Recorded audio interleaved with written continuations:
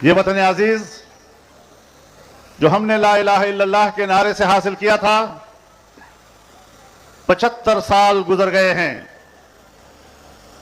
کیا کبھی ہم نے من حیث القوم اپنی گریبان میں جھانک کر سوچا ہے؟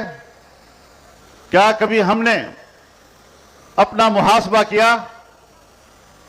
کیا ہم نے کبھی اپنی قومی زندگی کو جھنجھوڑا کہ اس ملک میں ہماری اسٹیبلشمنٹ نے، اس ملک میں ہماری بیوروکریسی نے، اس ملک میں ہمارے جاگیردار اور صنعتکار نے لا الہ الا اللہ کے ساتھ کیا مذاق کیا ہے، اور کس طرح اس وطن عزیز میں اللہ کے دین کے سامنے رکاوٹ بنتے رہے ہیں؟ پون صدی کوئی تھوڑا عرصہ نہیں ہے۔ ابھی 25 سال پوری صدی گزرنے میں باقی ہیں۔ 75 سال ہم نے گزار دیے، اب ہمیں نئے زاویے سے سوچنا ہوگا، ہمیں ایک نئی نظر کے ساتھ سوچنا ہوگا۔ پرانی لکیروں کی پیروی کرتے کرتے اب ہم تھک چکے ہیں۔ 75 سال ہم نے پرانی لکیروں کی پیروی کی، ہم نے جو انہوں نے کہا اس کی پیروی کی۔ اب ہم مزید ان عناصر کی منافقانہ فکر، منافقانہ کردار کی مزید پیروی کرنے کے لیے تیار نہیں ہیں۔ میرے محترم دوستو، پاکستان کا اقتصاد تباہ کر دیا گیا ہے، پاکستان کا امن تباہ کر دیا گیا ہے۔ یہاں اس وطن عزیز میں آج انسانی حقوق محفوظ نہیں ہیں۔ آج ایک مسلمان اور ایک مومن کا خون جو کسی بھی دوسرے کے لیے حرام ہے، اسے اپنے لیے حلال تصور کیا جا رہا ہے۔ اور علماء کرام بیٹھے ہیں، اگر کوئی چیز حرام ہو اور آپ وہ حرام کام کریں حلال سمجھ کر، تو کیا وہ مسلمان رہ جاتا ہے؟ آج مسلمانوں کا خون بہایا جا رہا ہے، اور بہانے والا بھی مسلمان ہوتا ہے، اور وہ سمجھتا ہے کہ میں جو کچھ کر رہا ہوں یہ میرے لیے حلال ہے۔ میں اسے کہتا ہوں، ایمان کی تو دور کی بات، جہاد کی تو دور کی بات، تم پہلے اپنے دل پہ نظر ڈالو، کیا تم اس کے بعد مسلمان کہلانے کی بھی مستحق ہو؟ انسان کی جان محفوظ نہیں ہے، انسان کا مال محفوظ نہیں ہے، اس کی عزت و آبرو محفوظ نہیں ہے، اور جس ملک میں انسانی حق محفوظ نہ ہو اس پر کسی کو حکومت کرنے کا حق حاصل نہیں ہے۔ کہاں ہے انصاف؟ ہر آدمی در بدر کی ٹھوکریں کھا رہا ہے، عدالتوں سے انصاف نہیں مل رہا اس کو۔ اور اگر آپ کسی سے کہیں کہ ظلم مت کرو، انصاف کرو، تو کہتے ہیں آپ ہم پہ تنقید کیوں کر رہے ہیں؟ تنقید نہیں کر رہے، تمہاری اصلاح کرنا چاہتے ہیں۔ تم کوئی آسمان سے اترے ہوئے فرشتے نہیں ہو، تم بھی ہماری طرح کے انسان ہو، لیکن اگر تم غلط راستے پر ہو تو پھر تمہیں سیدھا راستہ بتانا یہ ہمارا فرض بن جاتا ہے۔ میرے محترم دوستو، معاشی بدحالی آ چکی ہے۔ اللہ رب العزت ایک آبادی کی مثال دے کر فرماتے ہیں کہ ایک بستی جہاں پر دور دور سے رزق کھچ کھچ کے آ رہا ہے، اور وہاں امن بھی ہے، وہاں اطمینان بھی ہے، لیکن جب انہوں نے اللہ کے انعامات کی ناشکری کی تو پھر اللہ نے ان پر معاشی تنگی اور بدامنی مسلط کر دی۔ یہ دونوں چیزیں آج ہمارے ملک میں موجود ہیں۔ کیا ہم نے کبھی اپنے گریبان میں جھانک کر یہ سوچ رہا ہے کہ نہیں کہ ہم کہاں پر اللہ سے بغاوت کر رہے ہیں، کہاں پر اللہ کی نعمتوں کا ہم شکر ادا کر رہے ہیں؟ ہم اپنے اس پاکستان کی نعمت کا بھی شکر ادا نہیں کر رہے ہیں۔ ہم نے اس ملک کی آزادی و حریت، اس کو بھی امریکہ اور مغرب کی بھیڑ چڑھا دیا ہے۔ ہم اللہ کی بندگی کرنے کے بجائے امریکہ کی غلامی کرنے کے لیے آمادہ رہتے ہیں۔ انگریزوں سے نجات پانے کے باوجود آج بھی ہم انگریزوں کی پیروی کرنے کے لیے تیار بیٹھے ہوتے ہیں۔ ہمیں آزادی کے نام پر ایسی آزادی نہیں چاہیے۔ آزادی تب ہوگی جب ہم انسانوں اور طاقتور انسانوں کی غلامی سے نکل کر اپنے رب کی غلامی کی طرف جائیں گے۔ اگر رب ناراض ہے، امریکہ کی رضامندی مجھے کیا دے سکے گا؟ 75 سال میں نے اس کی غلامی کی ہے، تو پھر آج بھی ہم کیوں بھوکے ہیں؟ پاکستان واحد اسلامی ملک ہے جس کے پاس ایٹم بم ہے، पूरी इस्लामी दुनिया का एटमी मुल्क, लेकिन उसके बावजूद हम खौफजदा हैं।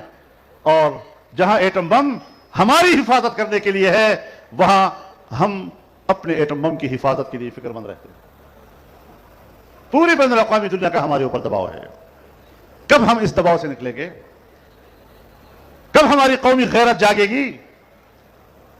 कब हमारा कौमी एहसास बेदार होगा? लिहाजा नए सिरे से सोचना है। छोड़ो पुरानी लकीरों को।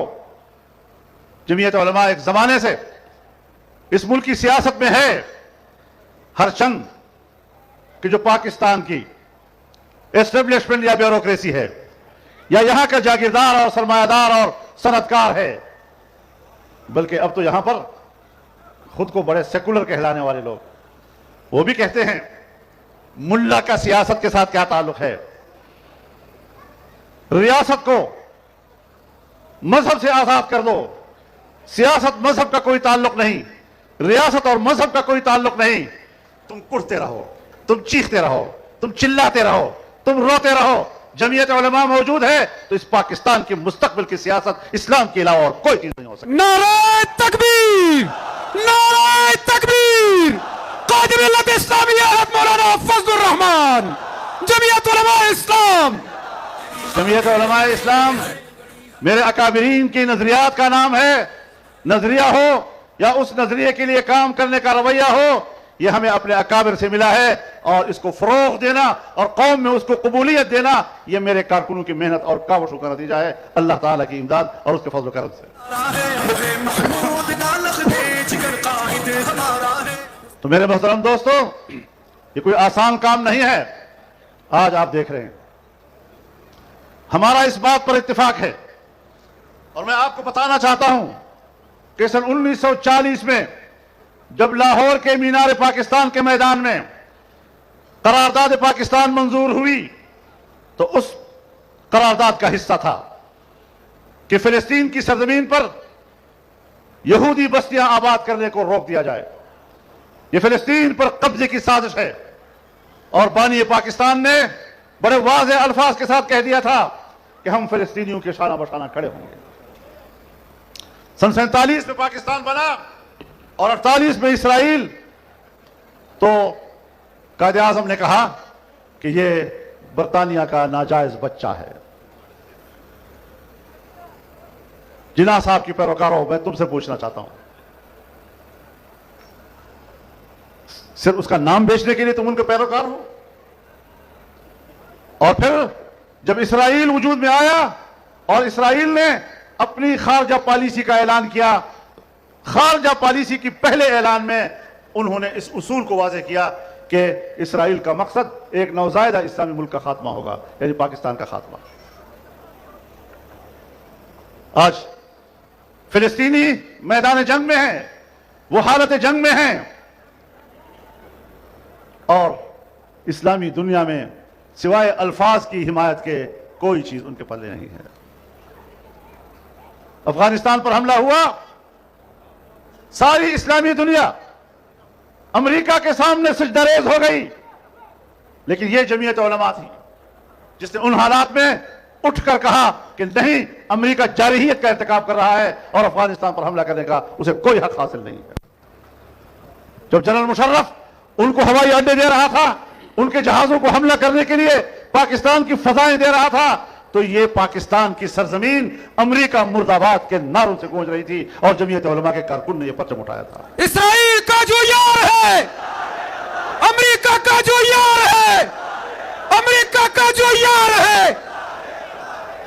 सो आज अगर गजा से फिलिस्तीन पर, फिलिस्तीन की सरजमीन से इसराइल पर हमला हुआ है और इसराइल के होश उड़ा दिए हैं, अमेरिका बराह रास्त उसकी मदद के लिए पहुंचता है, बरतानिया बराह रास्त उसकी मदद के लिए पहुंचता है, अमेरिकी वजीर खारजा आता है और कहता है मैं सिर्फ अमेरिकी वजीर खारजा की हैसियत से नहीं आया, मैं तुम्हारे पास एक यहूदी की हैसियत से आया हूं।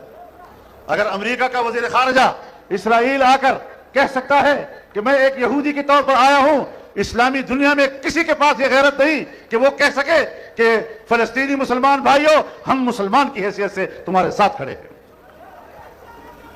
जनाब रसूलुल्लाह सल्लल्लाहु अलैहि वसल्लम ने फरमाया, अल मुस्लिम अखुल मुस्लिम ला यज़लिमुहु व ला युस्लिमु।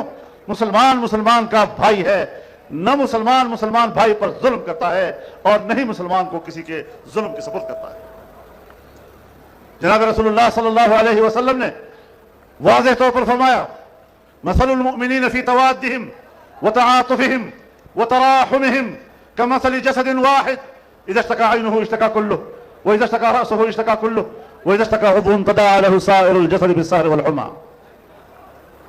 मुसलमानों की मिसाल एक दूसरे के साथ दोस्ती करने में, एक दूसरे पर मेहरबान होने में, एक दूसरे के साथ हमदर्दी करने में ऐसा है जैसे एक जिस्म कि जिस्म के अगर सर में दर्द हो तो पूरा जिस्म बेकरार हो, अगर उसकी आंख में दर्द हो तो पूरा जिस्म बेकरार, अगर उसके जिस्म के किसी हिस्से में भी दर्द मचल रहा है पूरा बदन उसका सारी रात जागता है और बुखार में मुब्तला हो जाता है। क्या एक मुसलमान भाई के लिए आज हम अपने अंदर ये कैफियत महसूस कर रहे हैं? जंग है, जंगजुओं के साथ लड़ो, जंग है, मुजाहिदीन के साथ लड़ो, लेकिन पूरे गजा पर बमबारी करना, इमारतों के इमारतें जमीन बोस हो गई, 11 से 12 हजार जो शुहदा गिने जा चुके हैं, जिनके जनाजे पड़े जा चुके हैं, 4 से 5 हजार उसमें नाबालिग बच्चे हैं, 4 से 5 हजार उसके खवातीन हैं, बच्चों और खवातीन और बूढ़े और वो लोग जो पुरअमन शहरी है तुमने उनका कत्लेआम किया है और जो मलबू के नीचे है वो उसके अलावा है। क्या ये जंगी जराइम का मुर्तकिब नहीं?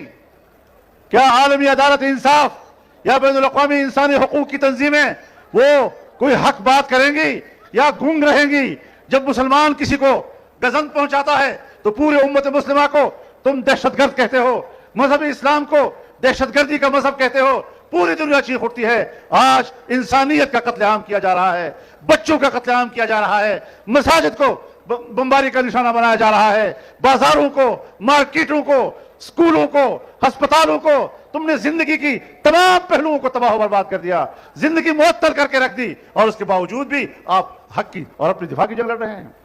सुनो मुसलमानों, मुसलमान हुक्मरानों, बैतुल मक़दस हमारा है, मस्जिद अक्सा हमारा है और इसको हासिल करना हमारा बुनियादी हक है। नारे तकबीर! फलस्तीन के साथ रिश्ता किया, ला इलाहा इल्लल्लाह, फलस्तीन के साथ रिश्ता किया, फलस्तीन के साथ रिश्ता किया, इस्राइल, इस्राइल, अमेरिका, अमेरिका का जो यार है, इस्राइल का जो यार है। मेरे दोस्तों, आज एक मुसलमान भाई के शाना बशाना खड़ा होना यह हर मुसलमान के ऊपर फर्ज है, इस्लामी हुक्मरानों के ऊपर फर्ज है। और अगर हमने अफगानिस्तान के ऊपर हमले की मजम्मत की थी, हमने इसराइल के ऊपर सहयूनी कुव्वतों की हमले की मजम्मत की है, सिर्फ मजम्मत नहीं की, मैंने अल्लाह की तौफीक के साथ जुर्रत की और कतर जाकर मैंने फलस्तीनी मुजाहिदीन के कायदीन से बातचीत की है। मौलाना फजलुर रहमान, उम्मत मुस्लिमा का तर्जुमान, उम्मत मुस्लिमा का तर्जुमान। और मैंने उनसे सुना, उन्होंने साफ साफ कहा कि हमें सबसे ज्यादा तवक्को पाकिस्तान से है, इसलिए मुझे हक पहुंचता है कि मैं अपने मुल्क के हुक्मरानों को झंझोड़ूं।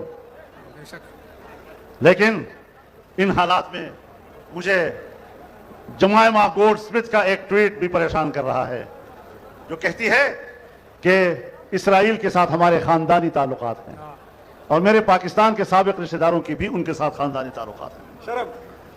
तो जब मैंने कहा था कि इमरान खान यहूदियों का एजेंट है, लोगों ने मेरा मजाक उड़ाया, मुझे यकीन था, मैं अपनी बात पे डटा रहा और आज बच्चा बच्चा इस बात को तस्लीम कर रहा है कि ये बैरूनी एजेंडे पर आया हुआ था, ये पाकिस्तान के एजेंडे पर नहीं था। यहूदी एजेंट, इमरान, इमरान यहूदी एजेंट, यहूदी एजेंट।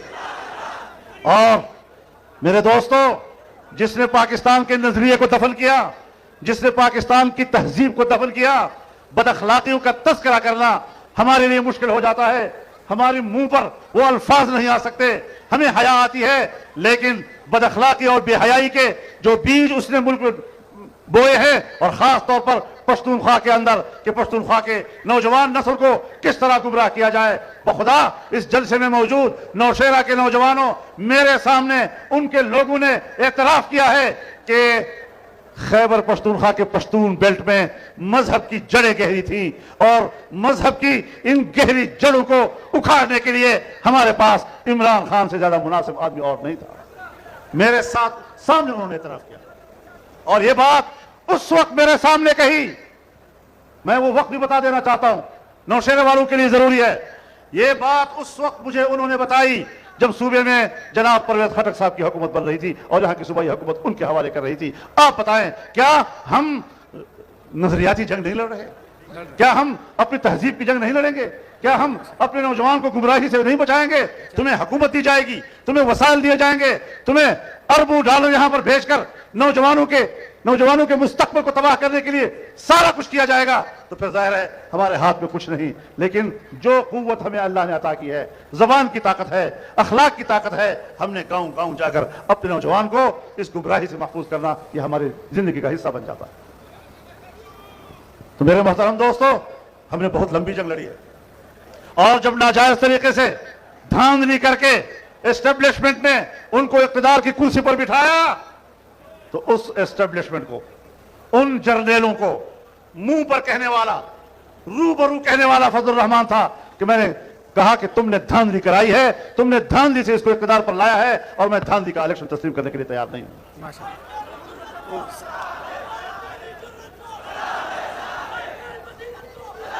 और मेरे इत्मीनान का बायस था जब मुझे ये एहसास होता था कि या किसी वक्त हजरत हुसैन ने यजीद के हाथ पर बैत नहीं की थी और या हमने यहाँ इमरान के हाथ पर बैत नहीं की। अल्हम्दुलिल्लाह। इंशाअल्लाह अज़ीज, ये नजरियाती जंग आपने लड़नी है और इस रास्ते में जो भी आता है, हम किसी को जन्नत के रास्ते से नहीं रोक सकते, हक के रास्ते से नहीं रोक सकते, इस्लाम के रास्ते से नहीं रोक सकते। हम समझते हैं कि इस रास्ते को और ताकतवर बनाना है, और ताकतवर बनाना है, इस तहरीक को आगे ले जाना है। और मुझे यकीन है कि जहां उलमाए किराम नौशेरा की सरजमीन पर अल्लाह की दीन का परचम बुलंद किए हुए हैं, लियाकत खटक और अहद खटक भी यही परचम उठाकर अल्लाह की दीन की सरबुलंदी के लिए मैदान अमल में रहेंगे। अल्लाह ताला आप सबकी हिफाजत फरमाए, अल्लाह ताला हमारे दिलों में खुलूस भर दे और हमारी इस जद्दोजहद को अपने दरबार में कबूल फरमाए। व आखिर दावाना अनिल हम्दुलिल्लाहि रब्बिल आलमीन।